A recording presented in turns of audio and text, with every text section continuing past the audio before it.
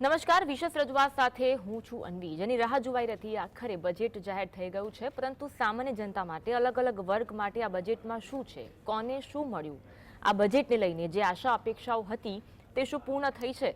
મોટી મોટી વાતો તો નેતાઓ દ્વારા કરવામાં આવી રહી છે, પરંતુ ખરેખર સામાન્ય જનતા, જે લોકોને આ બજેટની જરૂર હતી, તે લોકોને ખરેખર આ બજેટ મળ્યું છે કે નથી મળ્યું, તે અંગે જ આપણે ચર્ચા કરી રહ્યા છે. આપણી સાથે મહાનુભાવો પણ જોડાયેલા છે.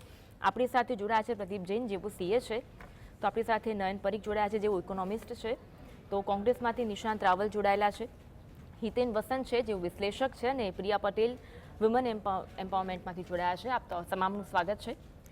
નયનભાઈ, જે સવાલ આપણે બ્રેક પહેલા ચર્ચ્યો, બજેટ જાહેર થતાં પહેલા કહેવામાં આવ્યું કે 2047 સુધીનું વિઝન ને લઈને આ બજેટ જાહેર કરવામાં આવશે. અને એક તરફ દુનિયાનું ત્રીજી સૌથી મોટી તાકાત બનાવનારું આ બજેટ હોવાની વડાપ્રધાન મોદીએ જાહેરાત કરી. શું લાગી રહ્યું છે કે એ વિઝન સાથે આ બજેટ જાહેર થયું છે ખરું? અમીબેન, એક તો પહેલા જે ચર્ચા પ્રદીપભાઈએ અને હિતેનભાઈએ શરૂ કરી એને જો પર્સપેક્ટિવમાં લઈ લઈએ, તેમાં જે પ્રદીપભાઈએ કહ્યું કે ટેક્સીસ ઘટાડ્યા છે, હિતેનભાઈનું કહેવું છે ઘટાડ્યા છે પણ અને વધાર્યા પણ છે, તો ખરેખર નેટ શું છે? તો હવે એ ટોટલ અમુક આખું જરા સંદર્ભમાં મેક્રો આંકડા લઈ લઈએ તો હિતેનભાઈ એવું છે કે આમાં જે ટોટલ ટેક્સ રેવન્યુ ગયા વર્ષે હતી એ 27 લાખ કરોડ હતી. આ વર્ષે 31 લાખ કરોડ થવાની છે. That is the plan. એટલે 4 લાખ કરોડ રૂપિયા નેટ વધારે ટેક્સ લેવાશે.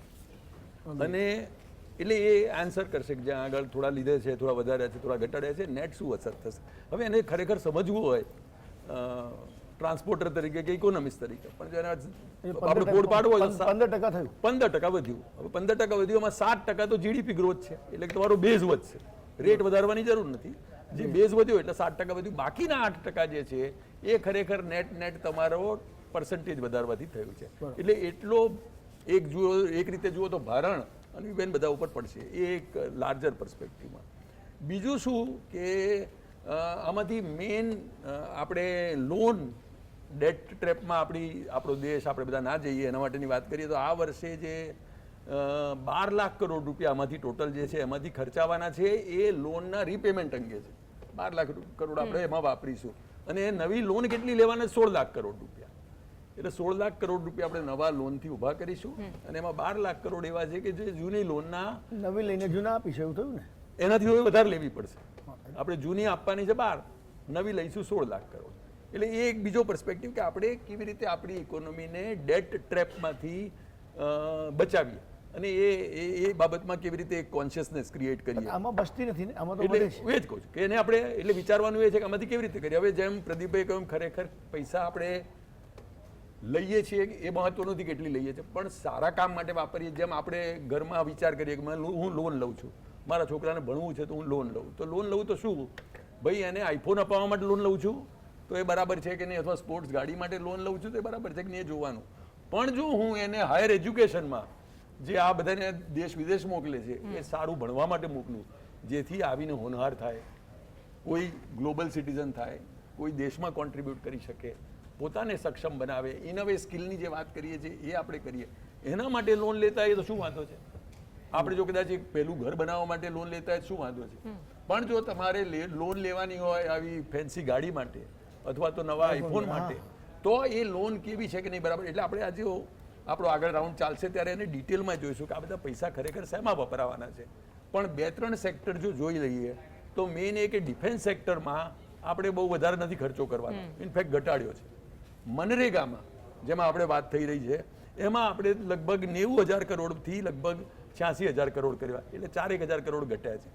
અને બે રીતે જોઈ શકાય. એક તો એ કે સરકાર કોન્ફિડન્ટ છે કે ભાઈ મારે મનરેગાની જરૂર જ નહીં પડે, કારણ કે હું એટલા બધા એમ્પ્લોયમેન્ટ ઊભો કરવાનો છું કે મનરેગાની શું જરૂર પડે. પણ બીજો એ પણ પર્સપેક્ટિવ છે કે જો ખરેખર એ આપણે ત્યાં મારા ખ્યાલથી દેશમાં અને આપણો મેઇન પ્રોબ્લેમ એ છે કે આપણો જીડીપી ગ્રોથ આપણે કદાચ સૂન 4થી 5મી મોટી ઇકોનોમી થઈ જઈશું, પણ એ જે જોબલેસ ગ્રોથ છે તો એની ચિંતા કરવાની જરૂર છે. અને જોબલેસ ગ્રોથ શું રીતે થાય? આપણે ત્યાં સર્વિસ સેક્ટર વધી રહ્યું છે, ઇન્ડસ્ટ્રીયલ સેક્ટર નથી વધુ. એટલે જે એમ્પ્લોયમેન્ટ એવી છે કે જે પ્રોડક્શન રિલેટેડ છે એ બાબતમાં આપણે થોડા વીક પડીએ છીએ. એમાં Employment આપણે limit. ઓફકોર્સ મહેનત કરી રહ્યા છે બધા, અને આપણે પ્રોડક્શન લિંક્ડ ઇન્સેન્ટિવ ને બધું આપીએ છીએ, પણ એની અસરકારકતા સમયે સમયે આપણે જોવા જેવી છે, ખરેખર આની અસરકારકતા છે કે નહીં. બીજું આપણે બે ઇમ્પોર્ટન્ટ સબસિડીને જોઈ લઈએ જો સોશિયલ પોઈન્ટ ઓફ વ્યૂ જોઈએ તો એક ફર્ટિલાઇઝર સબસિડી, કારણ કે આપણે કિસાનોને જો આગળ વધારવાના હોય તો ફર્ટિલાઇઝર સબસિડી જોઈએ. ફર્ટિલાઇઝર સબસિડીમાં નેટ આપણે થોડો ઘટાડો કર્યો છે. એટલે શું, સબસિડીમાં ઘટાડવાથી આપણે એગ્રીકલ્ચર સેક્ટરને ખરેખર આગળ બીજી કોઈ રીતે મદદ કરી શકીશું. અને બીજું ફૂડ સબસિડી, એટલે આપણે ત્યાં ઘણા લોકો પાસે પૈસા નથી, એટલે આપણે સમજો ને લગભગ 80 કરોડ લોકોને કોઈને કોઈ રીતે ફૂડ સબસિડી આપવી પડે છે. એ ફૂડ સબસિડીમાં આપણે ઘટાડો કર્યો છે, માર્જિનલ ઓલમોસ્ટ એનું રાખ્યું છે. એટલે મારું કે ઇન્ફ્લેશન ને બધું ગણીએ તો આપણે આ 2-4 સેક્ટરમાં બહુ ખર્ચો નથી કર્યો. સામે શેમાં કર્યો છે, અમુક સેક્ટરમાં કર્યો પણ છે. ઇન્ફ્રાસ્ટ્રક્ચરમાં આપણે આપણું ફોકસ રાખ્યું છે. હવે ઇન્ફ્રાસ્ટ્રક્ચર સેક્ટરમાં ફોકસ રાખવાનો શું એડવાન્ટેજ ડિસએડવાન્ટેજ છે? એડવાન્ટેજ એ છે કે ભાઈ ઇન્ફ્રાસ્ટ્રક્ચર સેક્ટર એટલે મધર સેક્ટર, કે રોડ બનાવો, કે રિયલ એસ્ટેટ બનાવો, ઘરો બનાવો, તો એમાં ટ્રાન્સપોર્ટર હિતેનભાઈ જેવાથી માંડી અને કપચી સપ્લાય કરવાથી માંડી, એક મજૂરથી માંડી અને બાકીના બધા લોકોને એમાં કંઈક ને કંઈક રીતે ફાયદો થાય. એટલે સમજો કે ઇન્ફ્રાસ્ટ્રક્ચર સેક્ટરમાં એકમાં કામ કરીશું. જેમ જૂના સમયમાં રાજાઓ તકલીફ હોય ત્યારે કૂવા ખોદાવતા હતા અને ઇન્ફ્રાસ્ટ્રક્ચરનું કામ ઊભું કરતા હતા, એમ આપણે જો એ કામ ઊભું કરીએ તો આપણને લાગે છે કે એના થકી દેશને કોમ્પિટિટિવનેસ વધશે, કારણ કે આપણા સડક સારી થશે. હવે ચાઇનામાં એક ટ્રક, હિતેનભાઈ તો વધારે કહી શકે, 500-600 કિલોમીટર ટ્રાવેલ કરી શકે, તો આપણે ત્યાં જુદા જુદા ફેક્ટરના કારણે એ 300 કિલોમીટર ચાલુ કરી શકે. એટલે આપણે લગભગ અડધ એફિશિયન્સી ટ્રાન્સપોર્ટ સેક્ટરમાં છીએ. એમાં આપણે શું શું કરવા માંગીએ છીએ, એટલે ઇન્ફ્રાસ્ટ્રક્ચર સેક્ટરમાં આપણે કરીએ છીએ, પણ એની ઇફેક્ટિવનેસ કેવી રીતે કરીએ. એમાં હવે ખરેખર રોડ થઈ ગયા છે, પણ આપણે સોફ્ટવેર પર કામ કરવાનું છે કે આપણે લોકો સડક સારી છે પણ બરાબર વાપરતા નથી, જે ફાવે એ રીતે ચલાવીએ છીએ. પરદેશમાં સારી રીતે ચલાવીએ, અહીં પાછા ના ચલાવીએ. પણ સડક સારી છે ખરી, એ પણ એક સડક સારી એટલીસ્ટ આપણે ગણીએ કે છે, ન પ્રમાણમાં આપણે સારા વાપરીએ છીએ કે નહીં. એટલે આપણી પાસે કોમ્પ્યુટર છે સારા, એટલી આપણી પાસે સોફ્ટવેર છે કે નહીં. આ બધા પર્સપેક્ટિવથી બજેટને જોઈએ તો મારા ખ્યાલથી આપણે જેમ જેમ ચર્ચા આગળ વધતી જશે એવું કહેવાય એમ એમ એ કે પર્સપેક્ટિવમાં આપણે જોઈ લઈશું. જી આજની ખબર નથી એવું કહેવાય. રસ્તાની બાબતમાં ગઈકાલે સારો હતો, આજની આજે ખબર કદાચ નથી. તૂટી ગયો હોય બને છે. એક દિવસમાં. હા જી જી નિશાંતભાઈ. અન્વી, કહેવાની વાત એ છે કે છેલ્લા 10 વર્ષથી જે પ્રમાણે નિરાશાભર્યું બજેટ આવી રહ્યું છે અને જે પ્રમાણે ભારત દેશની ફિસ્કલ ડેફિસિટ એક ખૂબ જ ઇમ્પોર્ટન્ટ પાયો હોય છે કોઈ પણ દેશની ઇકોનોમી ચલાવવા માટે, એને કન્ટિન્યુઅસ ગ્રોથ આપવા માટે.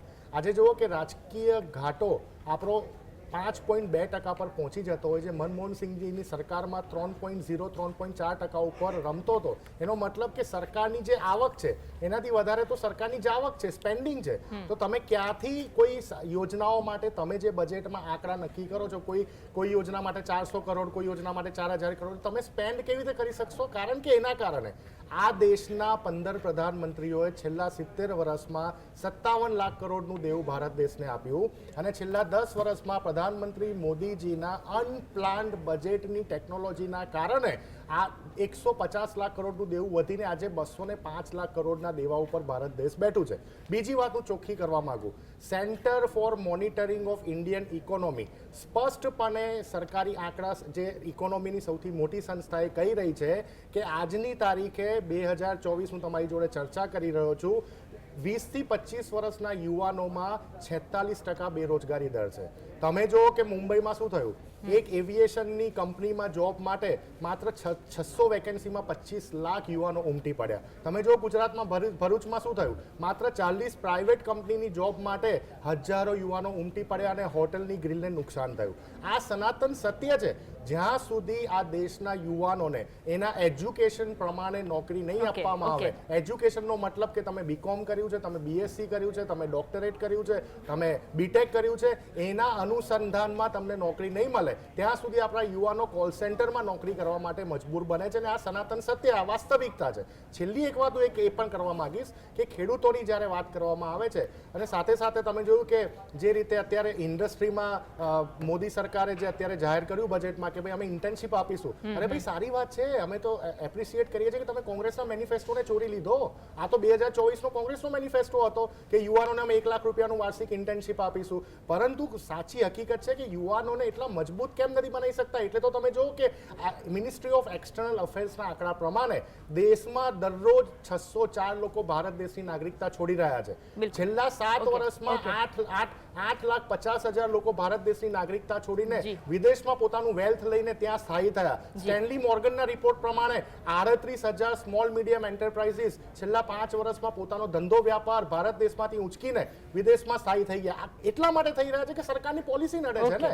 તમે જો કે શેર માર્કેટ તૂટ્યું. શેર માર્કેટનું તૂટવાનું કારણ શું? કે જે શોર્ટ ટર્મ ગેઇન કરવાવાળા લોકો છે એના જે ટેક્સ હતો એ તમે 15%નો 20% કરી નાખ્યો. લોંગ ટર્મ પ્રોફિટ ગેઇન વાળા લોકો છે એનો જે ટેક્સનો સ્લેબ 10% હતો એ તમે 12.5% એટલે પ્રશ્નો ઘણા બધા છે, પરંતુ પ્રશ્નોનું સોલ્યુશન આપતો બજેટ છે કે નહીં એ મોટો પ્રશ્ન છે. આપણી સાથે પ્રિયાબેન જોડાયેલા છે. પ્રિયાબેન, મહિલાઓ માટે, યુવતીઓ માટે ચલો 3 લાખની જોગવાઈ તો કરવામાં આવી છે બજેટમાં. ખરેખર સમસ્યા શું છે અને બજેટ છે મહિલાઓ માટે, મહિલાઓ લગતું કે યુવતીઓને લગતું છે ખરું, એવું લાગે છે આપને? પ્રથમ વખત જે 7 વખત કોન્સ્ટન્ટ જે મહિલા ફાઇનાન્સ મિનિસ્ટર નિર્મલા સીતારામન એ 7 વખતનું જે પ્રેઝન્ટ કર્યું બજેટ, એના માટે ખૂબ ખૂબ અભિનંદન એમને. એક મહિલા મિનિસ્ટર તરીકે અમને બધાને પ્રાઉડ ફીલ થાય છે.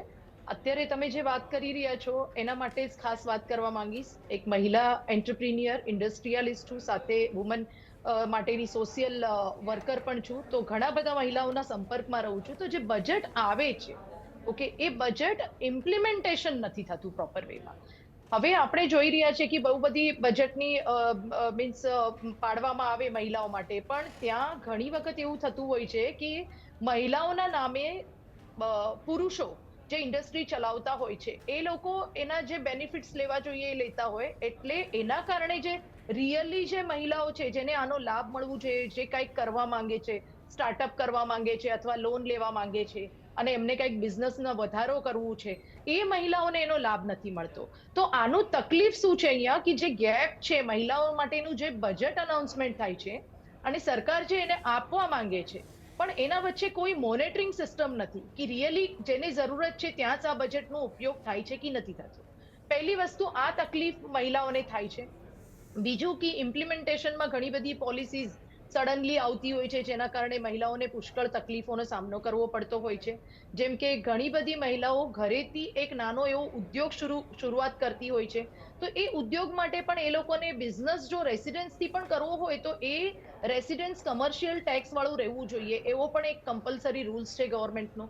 ત્યારે શું થતું હોય છે કે મહિલાઓને કોઈ બિઝનેસ કરવા માટે જે ઘરેથી સપોર્ટ જોતું હોય છે એ સપોર્ટ પણ નથી મળતું. કેમ કે ઇમિડિયેટલી આ લેવલથી શરૂ કરવું એટલે ઘરના લોકો એના માટે સમર્થન પણ નથી આપતા કે ભાઈ તમે કમર્શિયલ ટેક્સ ભરવાનું ચાલુ કરો. એટલે કમર્શિયલ ટેક્સની સાથે કમર્શિયલ લાઇટ બિલની શરૂઆત થાય છે. એવું ઘણા બધા પ્રોબ્લેમ્સ મહિલાઓને ફેસ કરવા પડે છે અને એના માટે એ લોકોને કોઈ સપોર્ટિવ કરવા માટે, સપોર્ટ કરવા માટે કોઈ હોતું નથી. હવે નાના પાયે જે મહિલા ઊભી થવા માંગે છે, જેના માટે વુમન એમ્પાવરમેન્ટ, મહિલા સશક્તિકરણ, સ્ટાર્ટઅપ, મહિલાઓને આગળ લાવવા માટેની જે દેશભરમાં વાત ચાલી રહી છે, આપણા મોદી સાહેબ કહી રહ્યા છે કે મહિલાઓને એક સ્થાન આપવો છે, તો એ સ્થાન ત્યારે જ મળી શકશે મહિલાઓને જ્યારે એમના માટે જે બજેટ ફાળવવામાં આવે અથવા એમની જે તકલીફો શું છે ઇન્ડસ્ટ્રીની અંદર, એમને શું બિલકુલ, એટલે મહિલાઓની તકલીફો સમજીને જે બજેટ ફાળવવામાં આવે છે તેનો અમલ થાય અને મહિલાઓ સુધી પહોંચે. એના માટે થઈને એવા બજેટ ફાળવતા પહેલા રૂલ્સ એન્ડ રેગ્યુલેશન કે સર્ક્યુલર બહાર પાડતા પહેલા અમુક એ લેવલના મહિલા સંગઠનની અંદર જોડાયેલા અથવા મહિલા ઇન્ડસ્ટ્રીયલિસ્ટને પણ સાથે રાખીને પોલિસી બનાવવી જોઈએ. જી જી. તો એક તરફ તો કહેવામાં આવી રહ્યું છે, સરકાર દ્વારા કહેવામાં આવી રહ્યું છે, વડાપ્રધાન મોદીએ પણ પોતાના સંબોધનમાં જણાવ્યું કે દરેક વર્ગને સ્પર્શનારું આ બજેટ છે, પરંતુ ખરેખર દરેક વર્ગને સ્પર્શનારું બજેટ છે કે નહીં તે તો આવનાર દિવસોમાં ખબર પડશે. આપ તમામ મહાનુભાવો જીએસટીવીની ડિબેટમાં જોડાયા, આપ તમામનો ખૂબ ખૂબ આભાર. તો આ સાથે જ વિશેષ રજૂઆત સાથે આટલું જ. આગળ વધીશું, રોકાઈશું એક વિરામ માટે.